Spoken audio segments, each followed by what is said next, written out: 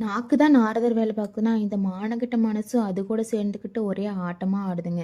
என்னடா மானங்கெட்ட மனசுன்னு சொல்றாளேன்னு பார்க்குறீங்களா? பின்ன என்னங்க, இந்த மூளைகிட்டயும், மனசுகிட்டயும் கேட்டு கருத்து கணிப்பு பண்ணிட்டு, ஆலோசனை கூட்டமும் போட்டு தானுங்க இந்த வேலைய ஆரம்பிச்சேன். இந்த நாக்கு பயப்புலிக்கு ஒரே கோவம்ங்க. அந்த சேமத்துரைங்க 2 பேர்த்துக்கிட்டயும் ஆலோசனை பண்ணுனேன். என்னை எள்ளளவுக்கு நீ நினைக்கல. அதனால நான் இதுக்கு தடை பண்றேன்னு சொல்லிட்டானுங்க.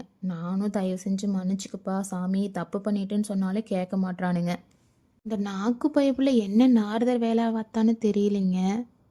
இந்த மனசு பயப்புல இந்த நாகுவோட சேர்ந்துக்கிட்டு கட்சி மாதிரி காலை வாரி விட்டானுங்க. ஏன்டா உனக்கு மான ரோசம் இருக்குதாடா, உங்ககிட்ட கேட்டுட்டு தாண்டா இந்த வேலையை ஆரம்பிச்சேன்னு கேட்டா எனக்கு அப்படி எதுவும் இல்லைங்கிறானுங்க.